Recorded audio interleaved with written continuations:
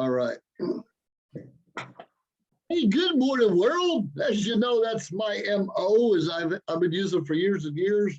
Doesn't matter what time of day or night it is, I say good morning, because then I get to eat more. I get to start breakfast over, I get to start lunch over, I get to have several dinners, and that's always exciting for me. We started this You Want More Out of Toastmasters series. Well, basically, we started the season. It's kind of a big deal because people say, okay, I'm a club officer, I'm a sergeant at arms, maybe even president of your club, and they see area directors, division directors, even the trio, and try to figure out, what do you do? Why? Well, how come you're a little different, or get in the know like many of us don't already? And it's pretty exciting because a few years ago, actually, I was a new member about 8 or 9 years ago in a club. And I was there for a year using my CC manual, CL manual. That was pretty exciting because I kept moving up the chain of ranks. I probably didn't speak with every 2 or 3 months because that's kind of how it went back then. But people kept pushing me up. You know, when it's time to elect new officers every year, and I got elected, say, hey, you want to be an officer? Somehow my very first officer experiences was being a VP. A vice president of education for my club. Like, what does a VPE do? And quite frankly, it didn't matter because the whole group around me said, we'll help you, we'll guide you, we'll show you what you need to know. I didn't know anything being a VPE. I wasn't a sergeant at arms, I wasn't a secretary, I wasn't membership, PR, any of those other duties. They put me right into VPE right away. And thanks to our guest speaker today, who was the president, something came up and he had to step away for a while and move on to something else. And I got advanced to president. I've only been a member about 1.5 years. I'm president of the club. But do you know what was exciting? Is during that time, the same people that said to help me become a great vice president of education helped me become a great president. And during that time, we became presidents distinguished. And I've been a president 3 times, presidents distinguished 3 times, and I'm a president of a new club we chartered a couple months ago called DTM Studios, and we're about 2 members away from already becoming distinguished. When you get the bug in the leadership and you understand that we're all here to help one another, it's really a great organization. I love it. A lot of us could have quit years ago, and many of us here are professionals. So anyways, with that being said, the purpose is to encourage people to step into leadership because it's kind of a big deal. We learn a lot of exciting things. Well, let me start right here. All right, thanks again. Thank you once again for joining us today out of our Want More Out of Toastmasters series. We do the 5th of every month at 7 p.m. The purpose of that is because it could be a Friday, a Saturday, a Sunday, a Monday. It will change each month when the 5th is, to encourage more people, give more people opportunity to join us. How many of us can't make it every Friday night or can't make a meeting every Sunday night? I get it, I can't either. So if we rotate it every month, it makes it just a little bit easier and understand that we understand and we're listening to what everyone has to say. All right, everybody ready? Everybody ready? All right, shake your head off. There it is. This is pretty exciting. Should not be more than an hour, but we always have a Q&A session at the end of these series to ensure we all get what we want out of it. Well, tonight, our speaker is Distinguished Toastmaster Dr. David Lohman. He's currently in his 10th term, 10 times as the club president. I've only been a president 4 times, spanning 5 different clubs and about 30 years as a Toastmaster. He's been an area governor, area director twice, and also a division director. And right now, for District 33, he's serving his 2nd term as our logistics manager. Now, it's been said that a student can learn more from hanging out in the halls of Harvard than they can actually from attending the class at most colleges. Toastmasters is kind of like that too. And tonight we're going to be hanging out in the halls of Toastmasters, getting some insight that most people never really get. Tonight, David will be discussing ideas on how to find and develop leaders above above the club level. In the next 45 minutes or so, David will be giving us attitudes, mindsets, and even tools to use to ensure that our organization, our Toastmaster organization, will have an abundant pool of leaders that will never run out. His speech today is entitled, Hey, it just started with an icebreaker. It just started with an icebreaker. Help me welcome Dr. David Lohman. Thank you, Joseph. Hello, everybody. I know about half of you. I've actually seen a few more of you, and it's good to see your faces again. You're all beautiful people, and I am so glad about that. Did you guys notice that Joseph sounded like he was so proud of his Toastmasters experience all the way back to the beginning? Because I remember when Joseph first joined Toastmasters, he was already excited about it from the first day. But the one thing that Joseph couldn't stop doing is he couldn't stop putting his elbow on that lectern. Boy, I tell you, he gave most of his speeches with his arm up there, and it took us about a year to break that habit, to get him out of that habit. But he doesn't do that anymore. Now he just wears silly hats. And that's my buddy Joseph. Joseph and I have traveled all over the United States with Toastmasters. We've been to Washington, D.C., we've been to Chicago, we've been to Las Vegas, we've been all up and down California. And then he went and got himself a girlfriend. So now he travels with her, and I don't have a travel buddy anymore. So, and now he's all happy about that. But the first time, you keep doing this, Joseph, I am smiling. What is that all about? Okay. All right, so here we go. So the first time I ever saw the world champion of public speaking contest, it was amazing to me. I couldn't believe the size of the room. I couldn't believe that there were that many Toastmasters that came to one event, and the room was just filled with a few thousand people, a few thousand Toastmasters all in one room with this great big huge stage that was like, if you cut a football field in half long ways, that's what the stage looked like to me. They were huge with this great big old huge floor to ceiling curtain back there. And then they had this one little tiny lectern up there. It looked so small on that great big stage. I could hardly believe it. It was huge. And then they started bringing out these contestants for the World Championship of Public Speaking, 10 speakers, and they were amazing. They were all really so good. And I couldn't believe the quality that we had from 10 speakers from all over the world. At that time, we had 141 countries, and I'm not positive, but I think we're in 149 countries now. Is that right? Do you know? I think we're in 149 countries. That's a lot. So we had these people come out, and I was amazed at just all of these things that I saw them doing. These are things that we teach in Toastmasters. And this is what the world champion contestants were all doing, everything that we teach. And I started thinking, you know what these people do with these fantastic speeches? They all have one thing in common. It all started with an icebreaker. Every single one of them had to go through the icebreaker process.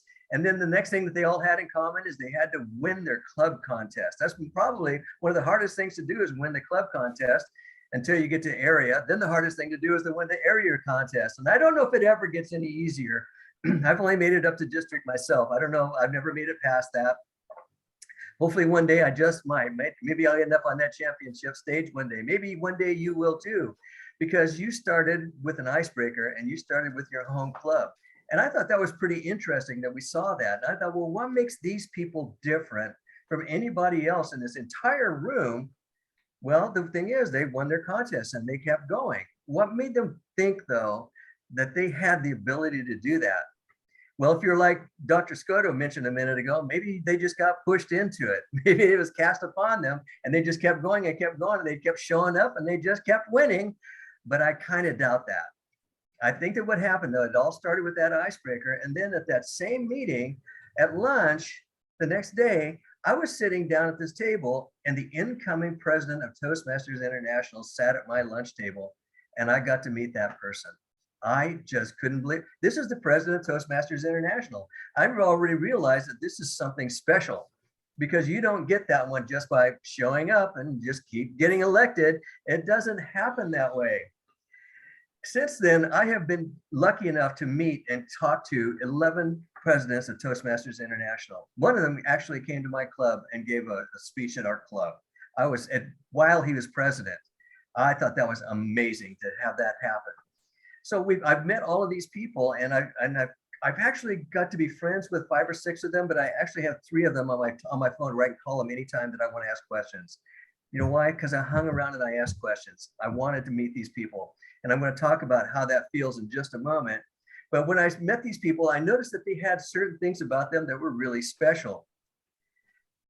I don't think that they started out that way. I think they started out just like anybody else that joins a Toastmasters club, and they came in there and they kept growing and growing and learning, because all of the leadership lessons that you learn through Toastmasters, as you climb that elevator to the top, they all had these things that they were all somewhat charismatic. They were all fantastic listeners. They were all extremely focused people. And they all seemed to fit into this idea that where you could tell that there was a culture going on among them, and that we belong to that culture too. And that if we were sitting at that table with them, you couldn't help but catch the infectious culture that they were exuding. It was really amazing. But out of all of these Toastmasters presidents, Toastmasters International, you know what they all had in common? They all started with an icebreaker. Every single one of them. And every single one of them has a home club. Can you imagine being the president of Toastmasters International and still going to your home club meeting once a week?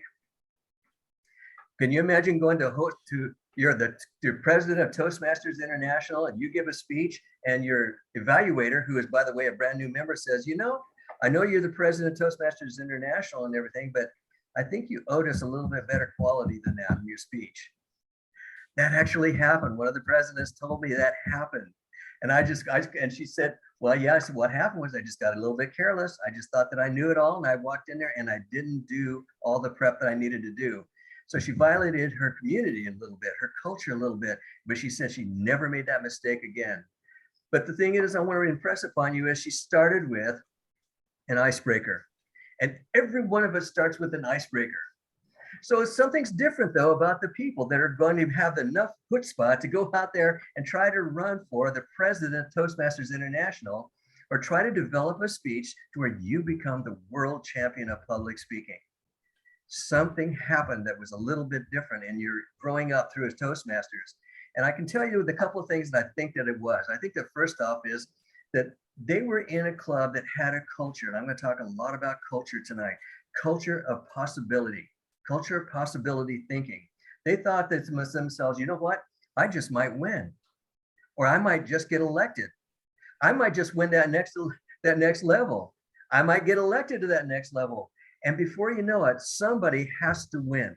Somebody has to come in first place in the speech contest. Somebody has to be elected to the president. And they all started with an icebreaker, and they came to Toastmasters in a club that had a strong culture. The cultures that they have was a culture of learning, a culture of growing, a culture of mentoring, a culture of leadership, and the possibilities of leadership and becoming the leader, and not just a club leader, but getting outside of your club. Because outside of the club, we find that we have an expanded culture of leaders in Toastmasters, an expanded culture of speakers in Toastmasters. And the only difference between them and the beginner in your club is they've had a little bit more practice, and they've been exposed to that culture where they get that possibility thinking, to where they said, just maybe I can win. Just maybe I can get elected. So they have these two things, the possibility thinking and the culture. And that's one of the things that I notice when I go and troubleshoot clubs. When I go to troubleshoot clubs, I see that the possibility thinking and the culture are lacking. Now, they still have nice people there, and they still have good leaders in their club, but their leaders are just not as energetic as they used to be. Now, in leadership, one of the things that they teach us is go to all of your clubs and look inside the club, and you're going to find, and it may not be the president, in fact, most of the time it isn't, but there's always a spark plug in that club. There's always somebody that go in there and they say, well, you know, that's actually Dr. Skoda's club, or that's actually, let me pick on some names here, Vanessa Phelps's club. You know, that's actually Carolyn Moore's club. You know, Carolyn's the one that really goes in there and runs that club. But that's it. That's the spark plug of the club. And you're going to find that in all organizations, big and small, private and volunteer. You're going to find that there are people in there that are the spark plugs of those organizations. And if you're an upper leader, those are the ones that you need to go in there and focus on and work with. When the clubs are having a little bit of problem, you have to take a look at that spark plug person. Why is it that that spark plug person doesn't have that club focusing at that level that they were before? Something happened along the way. Well, we had a couple challenges over the last 2 years, didn't we? First thing we did was we changed the pathways, and that was kind of scary and a little bit, we didn't know how to do it. And that kind of made a few people drop by the wayside a little bit. But then we got hit with COVID, to where we started doing all these meetings on the computer. So we lost all that personal touch, which, by the way, in my humble opinion, is the hallmark of Toastmasters, is the personal touch between human beings. So we have to learn how to have that personal touch on the computer. Now, I keep looking at all you guys' pictures as if I'm looking at you in a crowd, because that's my bad habit. I need to be looking right here at that lens, right? But I want that personal touch. So I keep looking at all of your faces, and you're all smiling, especially the ones that just have your picture up there. That's pretty cool. So we talk about developing that to where the spark plug, what happened to that spark plug to where they're not really sparking anymore? And it's usually if you sit down with them over lunch or over a cup of coffee or something, or sometimes it's just a phone call. And if you listen, sometimes you don't even have to ask the question. Sometimes the fact that you called shows that you cared. And they're going to tell you, you know, I just don't have it here anymore. And well, why? Well, we don't get to meet in person. We don't get to do this. We don't get to do that. Whatever the reason is. So the idea is, okay, I understand that. We all have that. We're all living with that. So just like any other leadership thing that we have to deal with, any problem, challenge, or issue, we have to say, well, what is it that's good about your club? When people started complaining to me about pathways way back in the beginning, I said, well, they told me why they didn't like it and all this stuff. We all heard it. I said, well, tell me 3 things that you like about pathways. And there was one down there, one of your leaders in Division A, by the way, since we have one of the leaders from Division A here.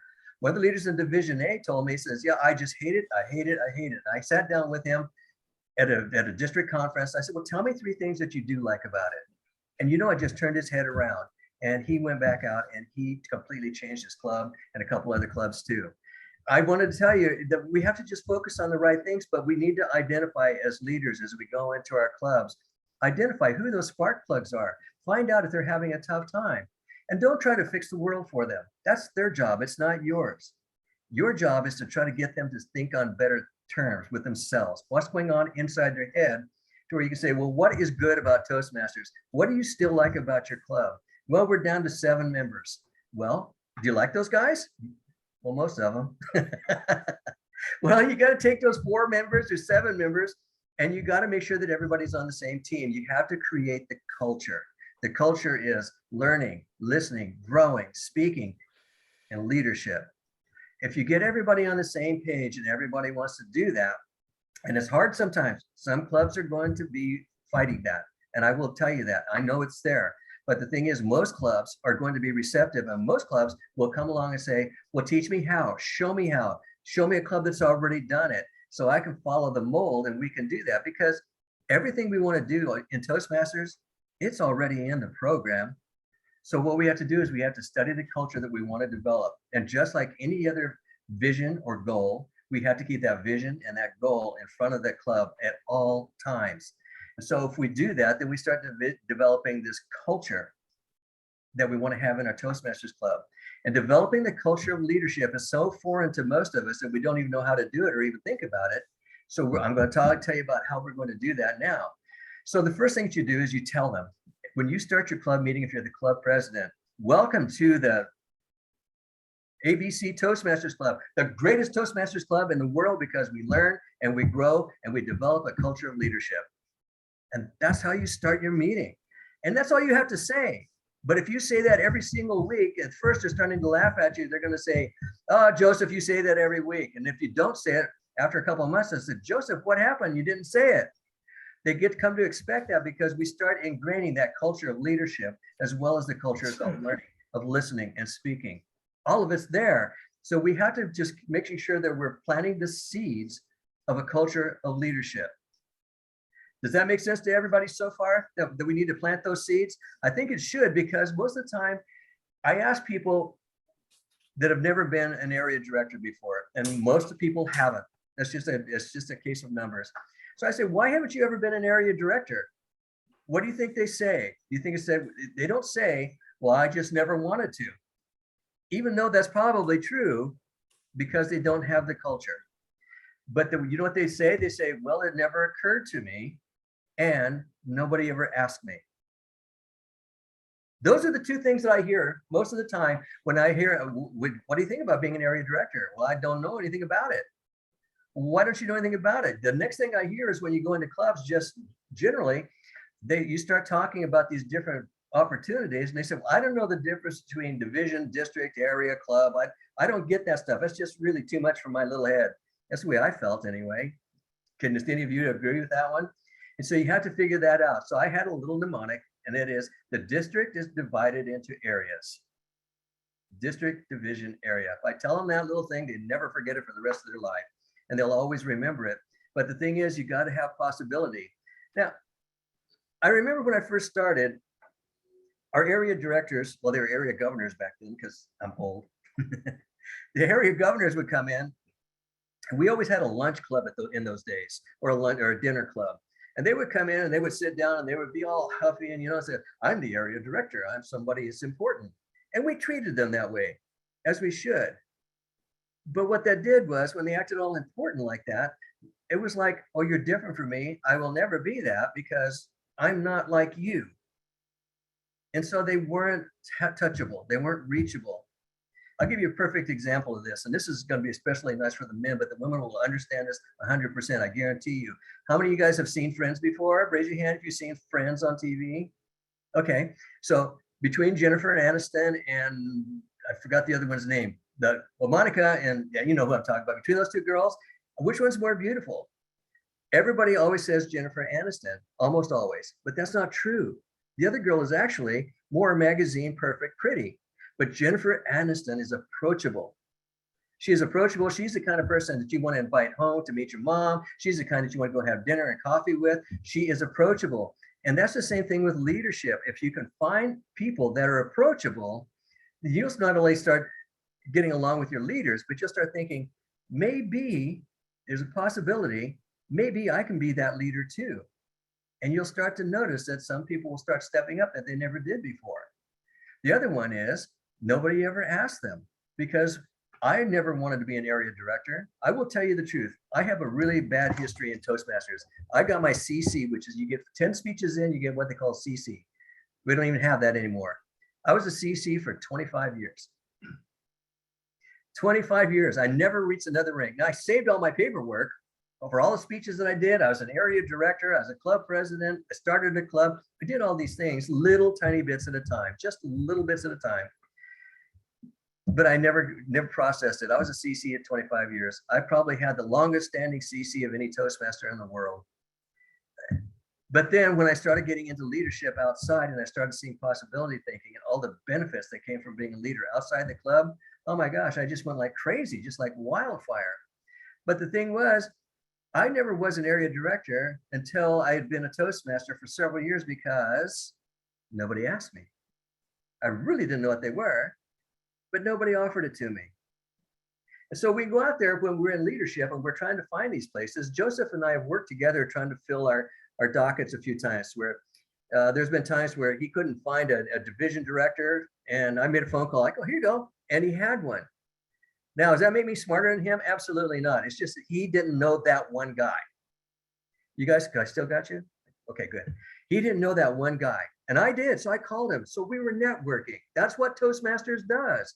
And we just did that. In fact, it was a week ago. He was in here. We still need an area director for one of the areas in Division A.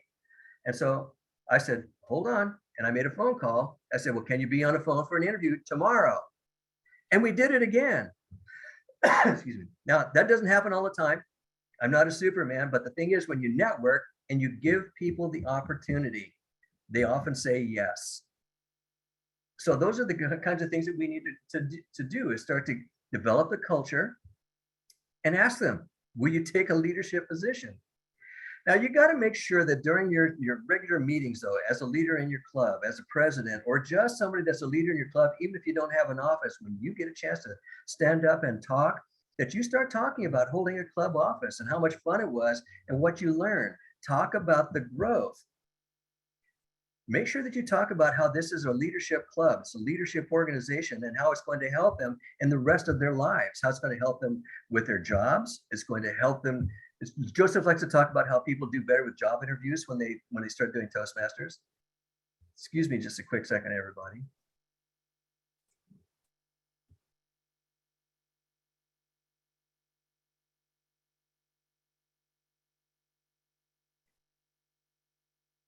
Actually, 2 days ago, I couldn't even talk, so I'm just happy to be here.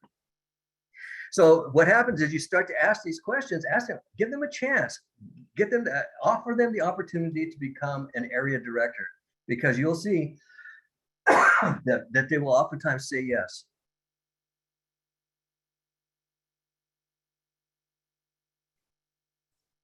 Actually, I'm just doing this for sympathy. You know that, right? Okay, so we talk about planting the seeds. This is called planting seeds, and you do this all along while you're in the club. And every time you get a chance to speak as a leader, start planting seeds about being a leader, about how this is all part of the growth process, that this is what gives Toastmasters those advantages. So we talked about a lot of things tonight already. We talked about culture. We talked about possibility thinking, and we talked about giving them the opportunity, because most people don't see that. The other thing that you do is you have to learn how to inspire your people. And you do your inspiration not by getting up there and giving them rah talks. If I go in there and I start talking to my clients and I say, you got to work harder, you got to get out there, you got to go, you got to fight, they're going to laugh me right into my face. They're going to leave. I'll lose my clients, because they have the ability to listen to straight talk. And if you're just giving them talk that's just empty stuff like that, it's not going to help anybody at all. But if you talk to them about fulfilling things that they want to have in their life, ask them what they want to have in their life. Ask them what they want to get out of Toastmasters. Find out what that is and show them how Toastmasters can do that. But be an example of those things. Be an example of the leader. Be an example of the good speaker. All the things that you teach in Toastmasters, do those things in front of those people and let them see you being an area director. In our club, we have 4 past area directors, 2 past division directors, and 2 people that are district directors currently in our one club. So they get to see this kind of leadership happening, and we're just hanging out with them, so they know that we are approachable. So these are possibility ideas, and that's why we have all those past area directors and everything in our club, because it's possibility thinking, and the culture is alive and well and flourishing because we teach them to expect that that's what's going to happen. If you don't teach them to expect to win, they're not going to win. If you don't teach them to expect to grow, they're not going to grow. You teach them all of these expectations, just like any other organization, where you keep the vision in front of them at all times, and that's what you're going to get from them. So the next thing is, whenever you do something does happen and you fall down a little bit, don't make excuses, because people that are bound to be leaders, they're not going to make excuses. They're not going to look for excuses. They surely don't want to hear yours if you're going to be their leader or their example. So don't make a lot of excuses for them. Excuse me. And the last thing is, remember, as I covered earlier, make sure that it occurs to them that they can be a leader. Make sure it occurs to them that, yes, you can do this because we all did it before you. And if we did it, you can do it. But if you don't show them that they can do it, if you don't give them the opportunity, and if you don't show them that you're still a human being and still having a lot of fun at it, then they're not going to do it. But that's the whole thing. Make sure that they're success-oriented by developing those cultures in there. Joseph Skoda, he acts like he's having fun all the time, but I think that's because he doesn't really have as much brain cells as the average guy. So he doesn't know that. But Joseph's always having fun. And so people think, well, if Joseph could be a district director and he could still be having that much fun, maybe I can too. And so the idea is always, when the surveys were put out for Toastmasters members and they asked, what is the #1 reason that you keep coming back to Toastmasters clubs? What do you think the reason was that they gave? The reason they gave, the #1 reason is it's fun. What do you think the #2 reason was? Do you think it was to learn how to be a better speaker? That was #3. #2 was I get to hang out with friends and meet new friends. It's all about the social part. So you're having fun you're hanging out with friends, number 2, and number 3 is learning how to be a better speaker. Somewhere in there should be learning how to be a better leader.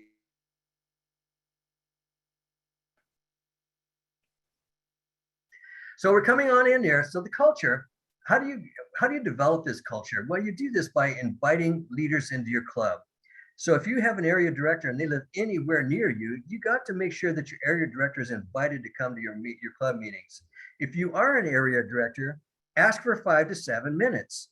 If you take that 5 to 7 minutes to speak to the clubs when you go visit them, talk about leadership, talk about what a ball it is, talk about the growth that you had. Don't talk about what they can do to have all this stuff to where you've got to do this because you're going to get a better job. Talk about how much fun it was, talk about how much you grew, talk about how much you changed, and talk about how surprised you were. But spend that 5 to 7 minutes being that leader, that kind of leader that they need to see.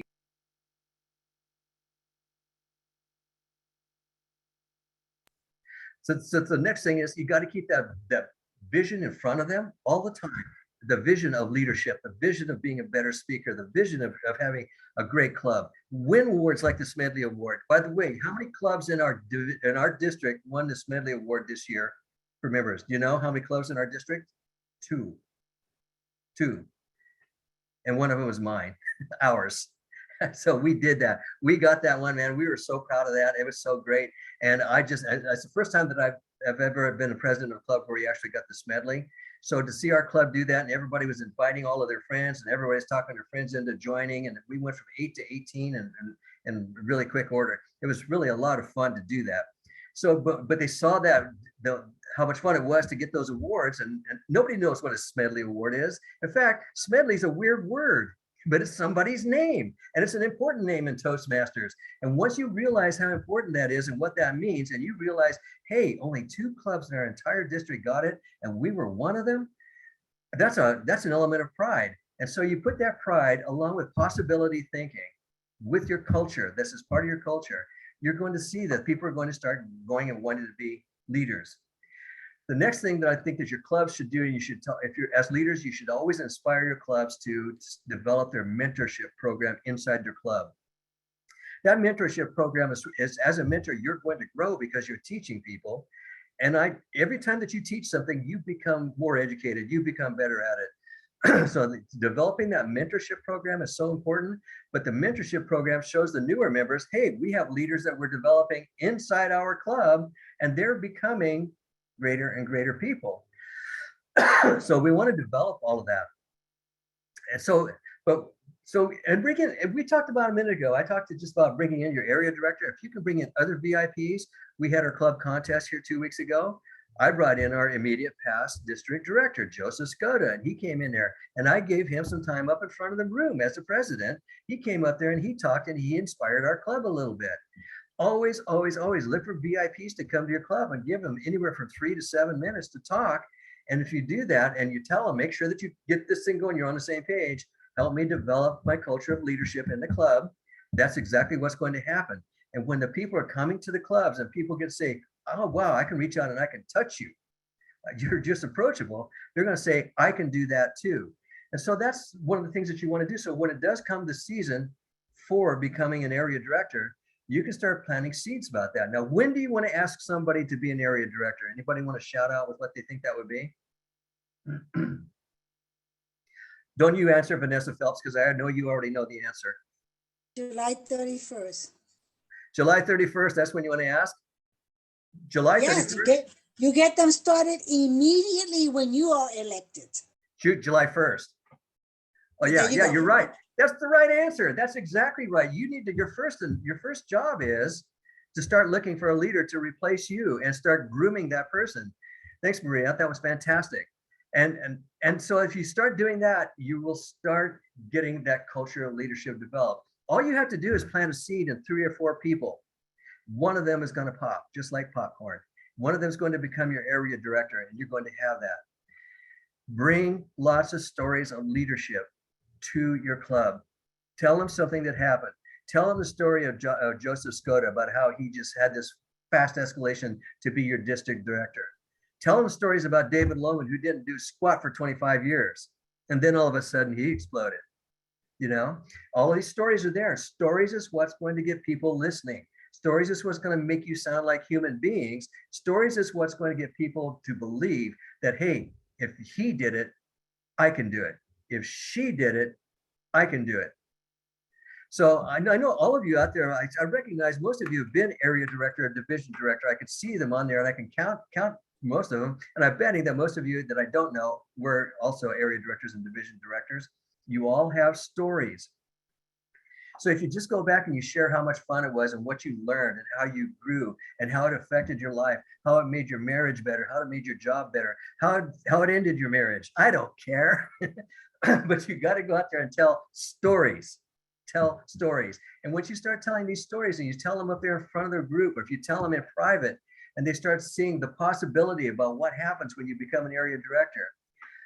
One thing I wouldn't do, I wouldn't talk to anybody about becoming, if they haven't had these offices before, I wouldn't talk to them about being a division director or a district director or a president of Toastmasters International. I wouldn't talk to them about that at all, because that goes so far beyond their belief level. We have to get them believing that they can be a club president first and an area director next. If we can get that belief system built in, then we got a good foundation, and then we can start talking to all the area directors about, well, who wants to be the division director next year? Remember, culture of leadership, who's bought into that? And you'll see that if you develop that culture properly, that your people that you've developed are going to be stand head and shoulders above the other clubs that haven't done that, the other divisions that haven't done that, all because you developed that culture. We're developing new cultures right now. We got 2 of them that we're working on at the same time. We mentioned them earlier. Pathways, the culture of pathways. Most people nowadays, they don't even remember legacy. But the other one is the culture of being on Zoom meetings. We're getting better at this, everybody. Everybody here is getting more comfortable with Zoom. Not everybody loves it, but we're becoming better at it. And so we're becoming better audience members too, which is what we teach in Toastmasters. So we're developing these Zoom culture things that are happening that we see going on. We know how to behave on Zoom now. We know how to inspire people on Zoom. So these are the things that I wanted to talk to you about. The other thing is, remember, always, always, always exemplify good leadership. So that means DCP. You have to really teach your clubs the DCP, the Distinguished Club Program.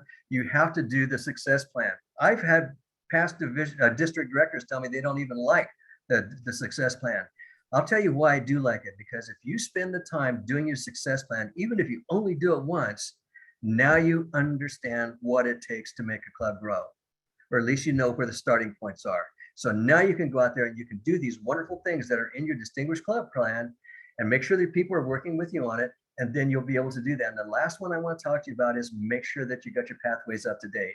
If you have your pathways up to date and people are out there and they're earning their awards that they need to be earning, they will see the benefits there. If they come in there and they just give random speeches here and there, what's going to happen is they're going to think that they don't have to.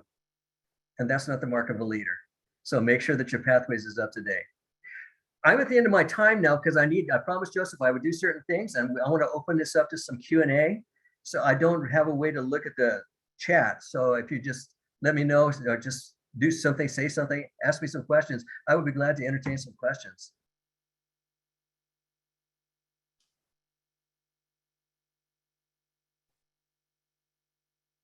Oh, Hi. I have a question.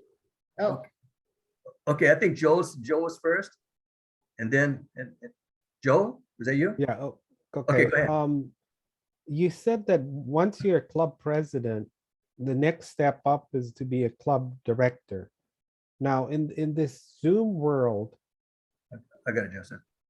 in this Zoom world, can you be a director or be in leadership without being physically on that geographical area? Okay, first off, it was area directors after club president, and it's one of those things to where I just think it's the natural progression. There isn't a rule that says that that's your next step. But yes, you can be out of your geographic area. It makes it a little bit tougher, but now that we have Zoom, it's not quite as tough as it used to be. So yeah, you can do that even though you're not in the same geography. We have some districts that they're like huge, that they take over like almost a quarter of the world, and that's just one district. And so, yeah, these places, sometimes there's a lot of geography that's involved, and yes, you can do that. That's a really good question. Did you want to add something to that, Joseph? Well, you You're know, that's a muted. good point. In fact, just last year, one of our directors, I'm not going to mention names, lived in California, District 33. Yeah, he was a club growth director in a different district. It's just a 20-mile drive for him, but he still did it, became a leader in a different district. It wasn't even ours, but he could do that. And now Toastmaster has opened it up to, quite frankly, if you live in Thailand, you can be a district director of 33 right now, provided you had all the requirements and education, everything you needed. So technically, anywhere in the world, provided you're a member of that district, of those areas and divisions, you can step into leadership. More challenging? Yes. More rewarding? You betcha. Next question. I heard a female voice earlier. My question was about when you talked about bringing in leaders to speak. I also thought, what about bringing in community leaders? I think bringing in, that's a really good question. And I think that Lisa and I have already had this conversation before too. And Lisa's really good at bringing in community leaders and talking to their club. So this is going to be a matter of my personal opinion. And here's what it is. I think that whenever you're bringing in leaders into a Toastmasters club, especially to promote growth, you need to bring in Toastmasters, because you're showing your club members that that's what you're going to be bringing in. You're showing perspective. You're probably going to be inviting guests, such as at an open house. You want to bring in those guests and let them see other Toastmasters teach you about leadership, speaking, listening, evaluating, and even table topics. So you want to bring those in. However, I think that sometimes you need to have a draw. So if you're having, for example, an open house, and you have a leader in a community who uses speaking in their career, like an attorney or somebody who has a big private business. We have a woman in Lisa's club that has this great big, huge garage door business. I mean, it's big. It's a big business. We brought her in to speak one time at an open house. Why? Because she was a name in the community and would bring people in. And then we also had another Toastmaster come in afterwards and talk about the benefits of Toastmasters to invite them to join. So I think that bringing people in from the community is good. I don't, in a regular meeting though, I don't usually like to have the people from the community that are not members come in and speak, because then we're just out there helping them promote their businesses. We want them to become members, but we also want to show the members, the people who have paid their dues, that we're protecting them, that they paid those dues. We want to give them the opportunities to speak, whether it's table topics, their regular 5 to 7 minute speech, or even all of them. I want to give the people who paid their dues the opportunity to do that. And I want the people that, if they're coming in from the community, I want them to see something that they like in Toastmasters. I don't want us to be that thing that they use just for a quick opportunity for themselves. I want them to see the value in Toastmasters. And I want them to see that no matter who they are, no matter what their job is, they can grow. You know, guys, if you think about it, dollar for dollar, Toastmasters is the greatest self-improvement course of anything in the world that I've ever seen. And I went through the Dale Carnegie course too. So if you want to throw that one out there, I went through that and I paid a lot of money to do that. I learned more for much less money and have a lot more fun in Toastmasters than anything that's out there. So what these people are going to see is they're going to learn to become better listeners. They're going to be better communicators in total, better leaders, no matter who they are. They're going to improve. So if they see that value and they want to talk to our club, then that's good. If you want to invite somebody in, then you've got to have a reason. One time, I'll tell you a quick story, and it's pertinent, and I'll show you why in just a second. We had this guy that was running for mayor, and he begged us, can I come in and show you guys my speech that I'm going out there and giving, so you guys can help me deliver my speech better? We talked it over and we actually had a vote on it. We decided, yeah, we will do that, but we have to offer that same opportunity to the other candidates. So we said yes. He came in and he gave a speech. He needed Toastmasters. He really did. And at the end of his speech, guess what he did not do? He did not ask for us to vote for him. If you're going to give a speech, you have to close on what your final thing is. He never asked for the vote. So that one thing that he did coming to our club, it was worth it, because we taught him to always ask for that. Always give the opportunity to run for area director. So when you're talking to your class, when you're talking to your clubs about leadership, always tell them, say, think about this, think about running for area director next year. And I'm talking about you, Rebecca. I'm talking about you, Maria. I'm talking about you, Jane. I'm talking about every one of you. Think about doing this next year. Let it go. You've already done your job. All you have to do is plant the seed. The next time, all you do is you come in and give that much effort just to water the seed. And pretty soon, somebody's going to spring and it's going to be a nice plant that comes up. So I hope I answered your question. Jackie has something for you. Jackie has something for you. Okay. Dr. David, Hi, Jackie. my question for you is, I've been area director, I've been division director. I know that I could go on to be district director, but now Joseph has come to the end. What's in it for him now that he's done? He's been district director, he's now been the immediate past district director. What's left for him? I don't know, man. I've been waiting for 4 years. I've been surviving this guy waiting to kick him out, so I'm sorry you asked that question. Toastmasters has a lot of things that we can do, and there's a lot more leadership that's out there. And I think that that's a really excellent question because most people don't know that. The next thing is he can be a regional advisor. It's a tough one to get. There are a lot of people that run for that. You have to wait till a year past your district director's job before you can even run for it. You have to go through a whole lot of screening, big interview process, and then they've got to go out there and decide whether they're going to nominate you as a candidate. The next level up is the international director. And so we had, I think, 3 people apply for international director this year. 2 of them were nominated. 1 didn't get nominated. But that's how tough it gets. So you can go into that position. You can go straight to running for one of the positions up there to where you're running for all the different chairs that go in to be the vice presidents to become a president of Toastmasters International. You can do all of those things as well. All of these things are extreme leadership positions. All of them are very, very rewarding. You get to travel, you get to meet people, you get to learn leadership skills, you get to learn things. You will get job opportunities and speaking opportunities where people pay you that you will not believe. One of my friends is a past president of Toastmasters International. She is going to China again for the 3rd time, I think, to speak over there in China because of what she did as the president of Toastmasters International.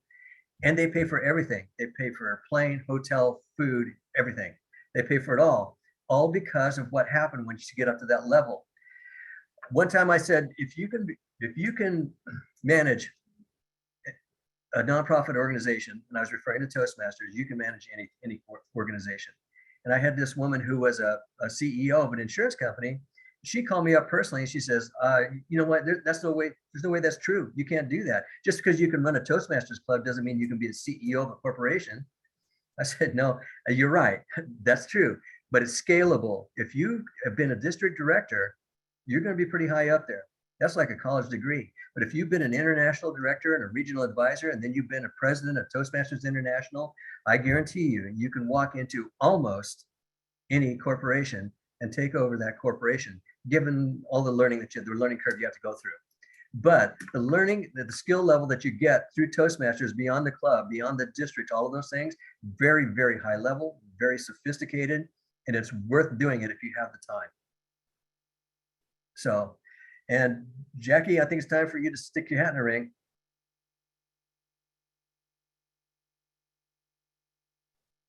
Okay, that's all the time I have for questions because I have 5 minutes to wrap this whole thing up. And I wanted to give you guys a couple of suggestions that are way beyond all this stuff. This is stuff that I wouldn't tell to a normal meeting. I just want to tell you guys some things that I think that are a little bit more hardcore that I think that I believe in.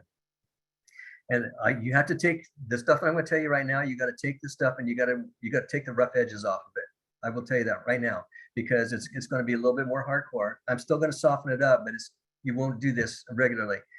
I want you to know that I think that people that when they get into leadership beyond it starts at vice president of education, probably all the way up. Once you start becoming into leadership at those levels, it's about winning. And people don't understand what winning is. Winning, people says, if I flip the coin 50 times, I can get 25 heads, 25 tails. That's not winning, that's just luck. Winning means that you go out there and you put forth all the effort that it takes to make sure that you get all of your goals met. And you're the one that makes that happen because that's what you set up in there. And you don't let people come in there and start taking away your ability to achieve that. You don't tell people, let people tell you, you can't do that. As soon as they tell you you can't, you say, yes, I can, and you're not on my support system anymore. And I get rid of people really fast when they tell me I can't do something. Because if I want to do it, I will look for somebody that's going to sit there and say, yeah, you can do it. I don't know how you're going to do it, but go for it, do it. And they encourage me. That's a lot better than anybody saying, ah, man, that's going to be too tough. I wouldn't do that if I were you. Make sure that you understand that this is about winning. Your marriage is about winning. Your work, your job is about winning. Your relationship with your children and your parents, it's about winning every single day. And once you start learning what the definition of that is, and you start seeing how many times we actually just trade off bits of ourselves and say, well, I don't need to win all the way. I ask myself, well, would you like to be really handsome or just not ugly? Would you like to be rich or just not broke? Would you like to be the president of Toastmasters International, or do you just want to work on your icebreaker? Well, that one's scalable. So you got to get your icebreaker first. But the thing is, it's about winning, and you got to make sure that you understand that if you only have this life one time, and so you want to try to win as often as you can in as many areas as you can, because the last thing that you want to do is lie there on your deathbed, like in the book Ivan Illich. You guys, The Death of Ivan Illich. Have you guys ever read that book or heard of it? It's by Tolstoy. He sits there on his deathbed thinking, what if everything that I did was wrong? Well, what if everything that I did, I gave my best and I tried to win at everything that I could, and I got into the habits that it took to become a winner, the habits that it took to become a leader, the habits that it took to become a good speaker. And those are the things that I focused on and developed and I worked on. I have a son who was a professional athlete. When he used to come home on vacation, he would go out there and he'd go to the gym first thing in the morning. And then he'd come home and he'd drink his protein shake and he'd do all these other things. And his brother and sister said, okay, let's go out and party now. Let's go to the beach because we live by the beach. He says, no, I got to go to the gym. Well, you already went to the gym. Yeah, no, I got to go again. Well, how come you didn't go party with us last night? Well, first off, I don't party like that anymore. And second off, because I'm in bed by 9 o'clock. Why? You have no life. He did have a life. His life was he was going to win. And only he and only you can define what winning is. And once you define what winning is, and that's going to help you set your goals, your purpose, all of these things will start to become more clear to you, and you will start to see all these things that are coming and try to chip away at you. Make sure that you, as a leader, if you're the top leader in your group, you're still not good enough. You still need to get better every single day. But let the people, don't try to make people be like you, because they won't understand this. But what they will understand is watching you go through it as you become greater and greater and greater. And as they watch you climb that ladder, they will start to understand why it was that you didn't let these things that come in that were going to take stuff away from you. Things that are going to take away your time, your focus, your emotions. Don't you love me? Come play with me. Yeah, I do love you. If you love me back, though, you'll let me grow, because I need to grow too. So make sure that you understand what winning is in your life. Make sure that you understand what growth is in your life, and make sure you understand just how badly you want your life to have winning in it. And if you can get that point inside your mind, it goes into your heart right away. Then all of your habits on a daily basis will start to reflect that. You will stop bad habits, you will start good habits, and the habits are going to lead you to the success that you want. So then now you can see why I don't give that to the regular meetings. Thank you guys for your time. The questions were excellent. I'm right on time, Joseph, exactly as I promised you. I'll turn the meeting right back over to you. Thanks, you promise. We appreciate you, David. First of all, everyone, a round of applause. I know David since my first day in Toastmasters, well, a few years ago. It doesn't matter how long. You know, last week alone, I'm interviewing the incoming area directors, division directors, and even above that for leadership this coming year. And it's a lot of fun, but just last week alone, I've interviewed 2 doctors who are coming in. They want to be area directors and other positions and other professionals. Right here, besides David and I, we have, believe it or not, someone retired from the prison system.